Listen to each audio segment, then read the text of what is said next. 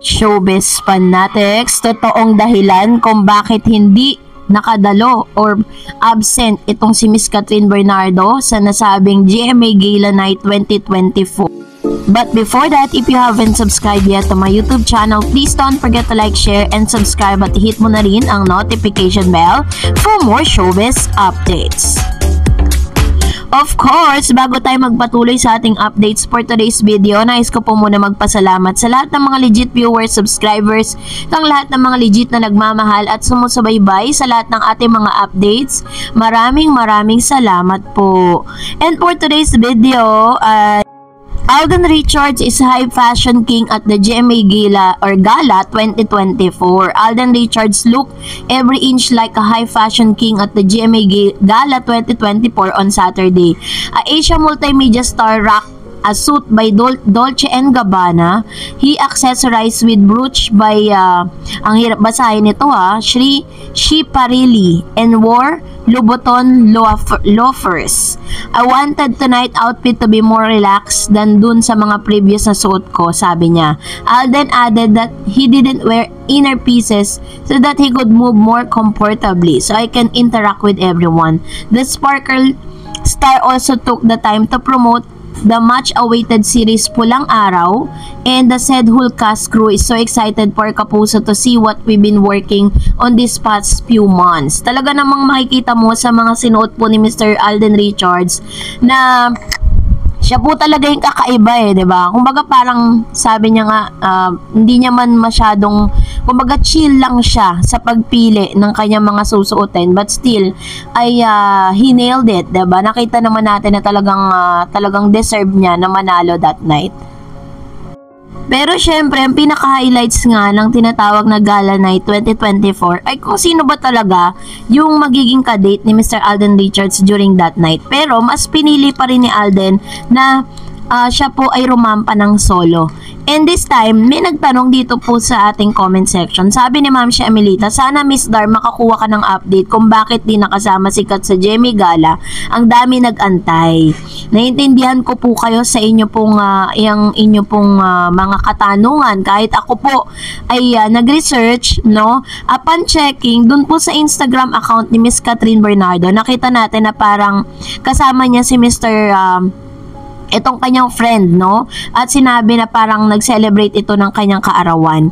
And for you to understand why Catherine Bernardo is not present, no, dito po sa nasabing pinakamalaking event, hinanap ko po yung tunay na dahilan. And nabasa ko po na diba kakapirma lang niya lang ng kanyang kontrata sa ABS-CBN. At ano nga bang nilalaman nito? Sabi po ng isang article na si Miss Catherine Bernardo po, she has an exclusive contract with ABS-CBN. And what is common po ba dito? Sabi niya, it's not uncommon for employment contracts to contain exclusivity clause to stop employee from undertaking additional work for other companies.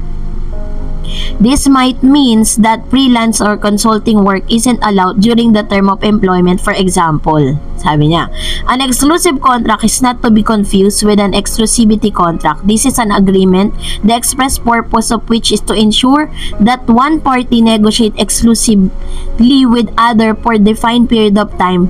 So, yun yung tinatawag na exclusivity agreement. So, bago sila pumirma ng kanila pong kontrata or bago sila mag-renew, binibigay po yan ng mga legal, mga attorneys po nila. Binabasa nila yan, pinag-aaralan, bago po sila pumunta dun sa pinaka-highlights kung saan pipirma na. Ganun po ginagawa dyan. Pinapadala po sa bahay or sa lawyer ng isang artista yung kanyang kontrata para mapag-aralan.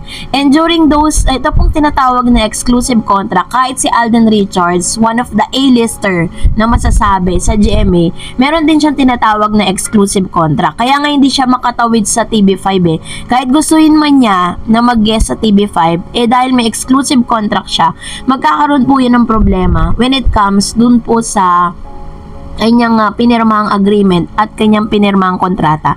Likewise to Miss Catherine. Kasi sabi doon, di ba, kapag meron ka daw exclusive contract, yung exclusivity, ibig sabihin, hindi ka pwedeng maging freelance. Kasi pag freelance artist ka kasi, pwede kang tumawid kahit saan. Pwede kang pumunta sa TV5, sa GMA, sa ABS-CBN, kahit saan pwede.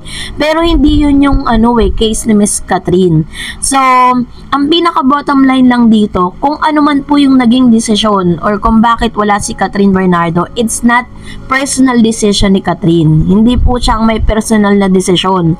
That is a decision nung kanya pong network, 'di ba? Kasi nga A-lister siya eh. So may karapatan po ang ABS-CBN na ipagdamot siya kahit kanino. At the same time, kung mapapansin niyo, 'di ba, kahit GMA Gala Night 'yon, meron po ba kayong nakita na any mga malalaking tao from ABS-CBN na present sa nasabing event? Tanging ang naroon lang yung mga personal na inimbitahan nitong si Attorney Annette Gozon, yung host po ng It's Showtime. So, ganun po sila. Kumbaga parang siguro po kung pumayag sana yung ABS-CBN, kasi napaka-imposible na hindi rin siya imbitahan. Si Alden Richards yan eh. I-request lang ni Alden Richards yan, matutupad. Pero dahil meron silang tinatawag na exclusivity, kahit sabihin mo na meron silang collaboration, ibang identity yun eh. Movie yun, project yun, na ginagawa ng lahat ng network, na pwedeng sila'y magkaroon ng agreement na papagamit nila or parang magkakaroon ng collaboration. Even si Joshua Garcia po ay gumawa ng teleserye sa ABS at GMA collaboration, pero wala siya sa GMA Gala. Kasi nga, exclusive contract, yung exclusivity na tinatawag, kailangan nilang mag-comply dun sa nasabing nasabing agreement. So, wag po kayo mag-overthink dahil hindi po si Alden ang lead decide nor Miss Catherine Bernardo not to attend or not to show up dito po sa nasabing event na ito kasi it's network's decision. Okay? So, dahil dyan, narito naman pong ilan sa mga komento ninyo patungkol naman sa ating latest update. Sabi ni Ma'am si Josephina Jones, Catherine has class. She showed kindness to those people rude with her and did not give them satisfaction. When you are beautiful inside, we look at the world with optimism. There are many bad people in this world. We don't have control over them to change their attitudes.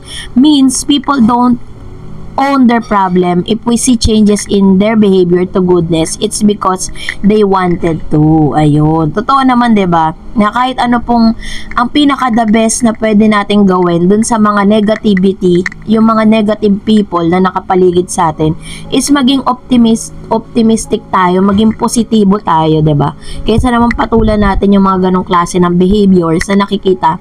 And ganon po sanay si Miss Catherine, no? Kahit ano pong gawin niyo sa kanya, kahit anong pambabash at kahit ano pang mga binibintang sa kanya, never po siyang nagsalita, 'di ba? Sabi niya kasi sa kanyang interview na ang sinasabi ng ibang tao ay hindi naman makakapag-define sa kung anong klaseng tao ka. Kasi that's their yung tingin nila yun sa iyo eh. Ganon din po yun. Sabi ni Ma'am si Maria Lourdes Coronacion, may bata bang gobernur?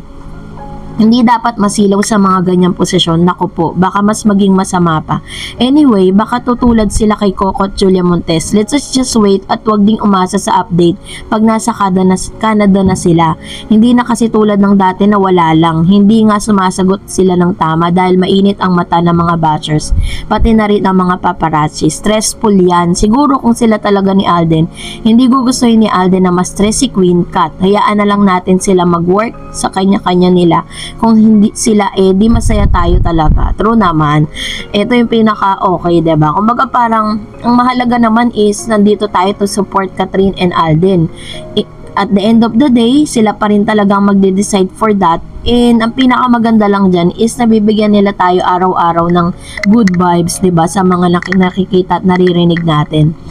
At sabi nga ni Ma'am si Maria Lourdes, huwag na lang tayong umasa just in case, diba?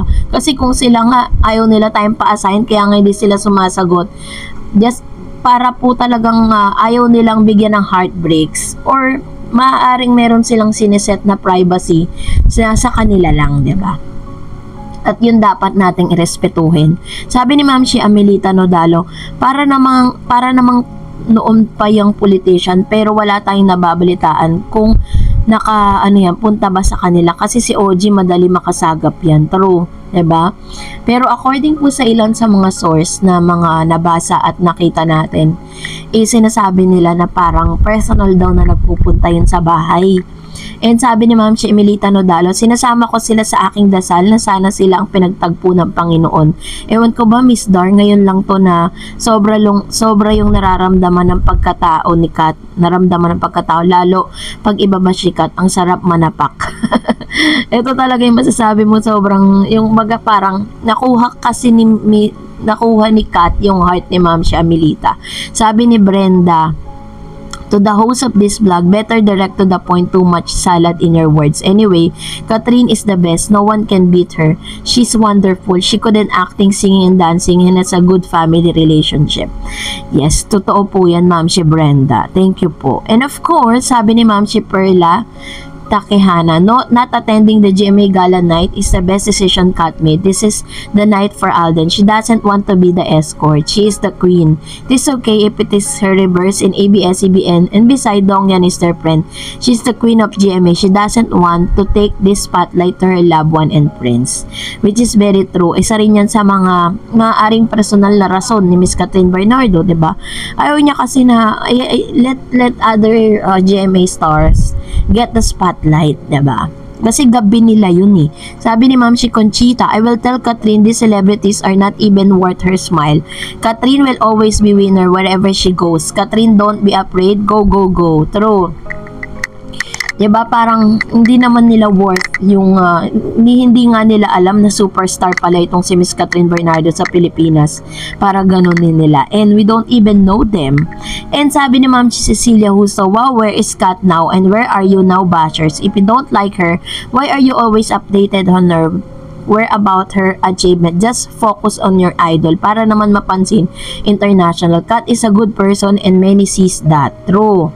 Diba? Talaga naman lahat nakaka-witness yan. At maraming mga artistang nagsasabi that Kat is really, very kind, diba? Napaka, sabi nga ni Miss Barbie sa kanyang interview that Catherine Bernardo is the most kindest person that she met. So, that's it for today. For more videos and updates, please don't forget to like and subscribe. And please don't forget to follow my Facebook page, Dar Eds TV. God bless everyone!